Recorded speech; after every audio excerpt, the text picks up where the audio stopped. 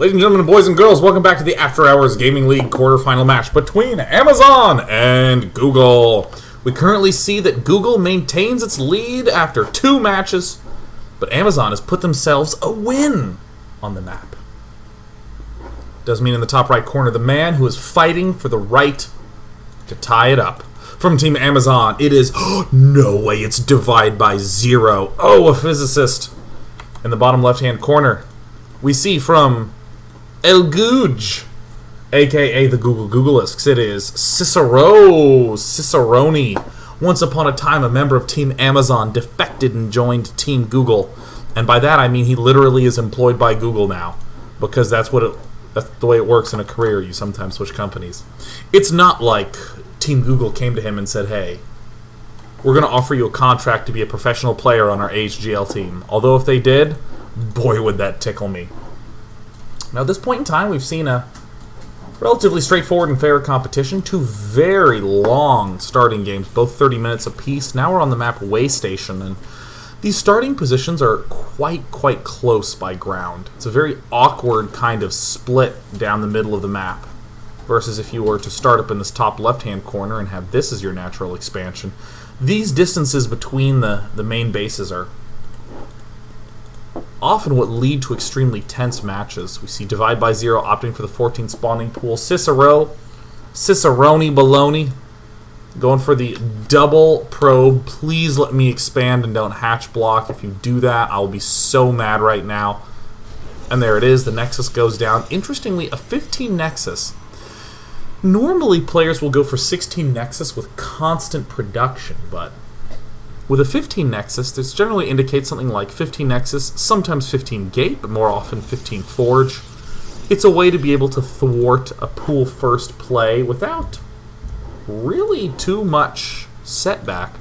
Divide by 0 is opting to expand, as is the case with a Zerg player, but the real question is, how is our Zerg hero going to be able to defend this base? As you can see, it has a huge area from the back, kind of a sliver of an area from the front, but this general broad region, all ripe places to plant a proxy pylon for pressure.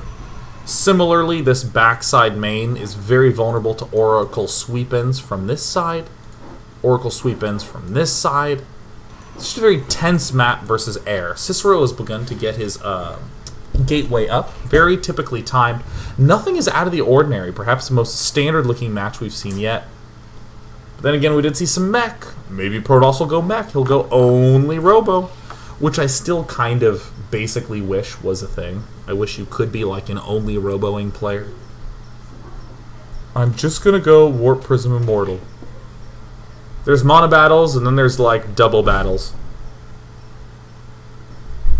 Bi battles? Die battles? I don't know what the term is. Looks like a little probe is sneaking his way up to the north side. We see that there's 2 probes out on the map right now. The first probe's duty always is to ensure that there is in fact a third base. The second probe looks like he's trying to spot the gas timing. Oh my god, is he going to get into the main base? Well, he's there, but he's been spotted. Where's the gas, he's asking. Is there a gas geyser? No. Is there a gas geyser? No. Perfect. It's exactly what Cicero's looking for. There's a number of big all-ins that require a 4-minute, 30-second gas geyser. Divide by 0. What are you doing? Look at the front. There's no ramp here. On a map like Tal'Darim Altar, your natural expansion has a wide entrance, but it does have a high ground ramp, and here we see El Cicero. Oh my goodness. Divide by 0. He's going to try to go for a bust. But unfortunately, Cicero looks like might be going for a fast third. He's getting an extremely fast Mothership Core for when you normally would get it if you're going for an early expand. Stalker's coming out. Is this going to be a gateway play by Cicero? It's very unclear. I'm surprised to see no geysers taken yet at this expansion. He wants to try to make sure he can kill off this Overlord first, but I think it's going to be roaches for Divide by 0. Straight roaches. There they are. Wow, not just good for the defense, but good for the face smashing. Oh, Cicero. Wait, what? I'm very confused by what Cicero's doing. Cicero at this point in time has spotted only late gas. Looks like he wanted to wait quite some time before trying to go for a Warp Prism play. Warp Prism warping in the main, but there's no +1 attack going down. Very little useful information has been acquired by Divide by Zero, but Divide by Zero did get the very useful info of no geysers. Without any geysers, there's really not that many options. We're starting to see, oh, so many gateways from Cicero. But what are these roaches doing? It's not actually going to be pressure. It looks like it's just a few. This is what Startail Life has been prone to do in this matchup. He goes for very swift roaches and applies pressure with them. Allows for a little bit of defense.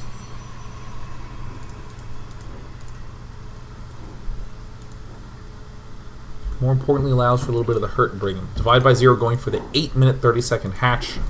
Was a very popular hatchery timing when the Max Roach Ling style via Stefano was extremely popular. The 11-minute max.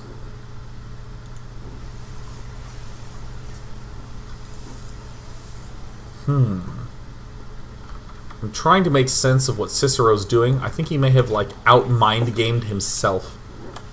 We're seeing that Divide by Zero has just spotted this. Does he see the Overlord? Yeah, he's like, okay, you got me. Cicero's pulling back into a more standard Robo play.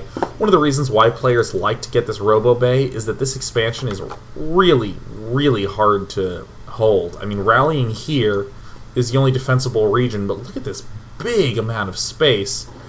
Even this is huge, so I really think that rushing for a Robo facility for a fast drop and then expanding here as a third is an extremely nice play, but we're not seeing it. Zerg is just massing roaches and lings. Massing roaches and lings. Seeing that there's two Robos, massing roaches and lings.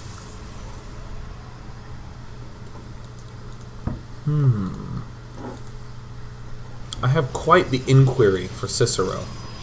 What do you do versus roaches and lings?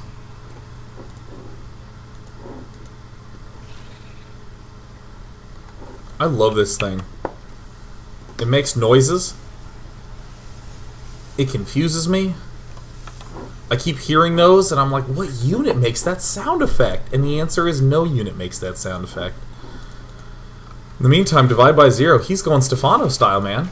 He's going for the 4-hatch Ling Roach, throwing out 3 geysers fast, getting up to around 55 or so drones. He's getting his Spire up. He's starting to perform that transition. I mean, if any push comes out anytime soon from Cicero, Zerg's going to roll it. But I love this, going for this third base. Now, the third base is going to be very difficult to defend with a small army, but we're seeing double Robo facility. We see, is it 6 gateways up? 7 gateways up for Cicero. He's going to be able to warp in wherever he so doth need. Lings and roaches abound. What about the gas geysers? Very few. Only just now adding on this 4th. Needs that for the Spire play. Just being diligent, checking all the varying expansions. Very, very smart. Love it. Absolutely love it.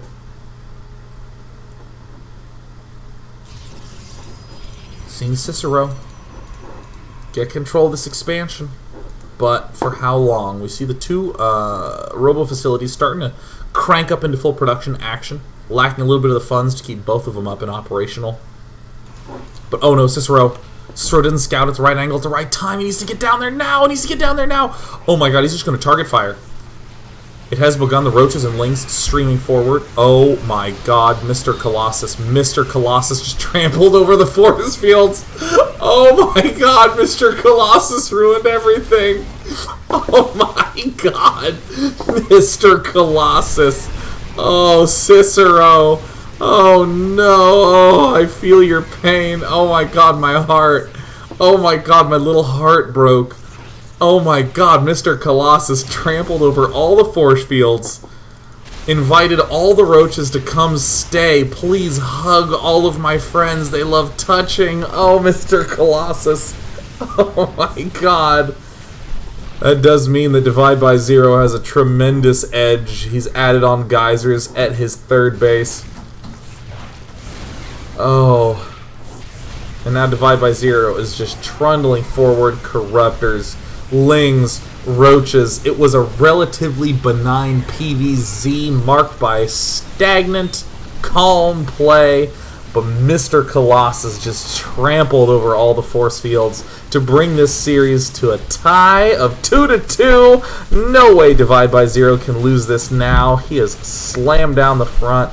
The supply is 140-73. The ex-team captain of Team Amazon falling to Divide by Zero of Team Amazon.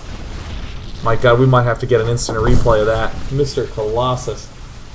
So strong, so bold, so brutal, and so cold. Roaches will behold the probes as they all die. The last stanza doesn't rhyme for emphasis. It's a GG. Unbelievable. We need to get the instant replay of that moment. Let's go to the AHGL instant replay screen and see the tragic moment where Mr. Colossus just ruined the days of all the boys and girls. Oh, my little heart. As we come back into the match in this game number 3. We're going to take a look at Mr. Colossus. Here he is, Mr. Colossus. He's trampling forward. There's one force field down, another force field down, a third force field down, a fourth force field. Oh, Mr. Colossus. Oh my God, Team Amazon will now tie the series up 3-3. Mr. Colossus, the friend of Team Amazon, who's gone from 0-2 to 2-2 in a beautiful display of Stefano-style Zerg. We'll be back with game number 5 as we're tied up.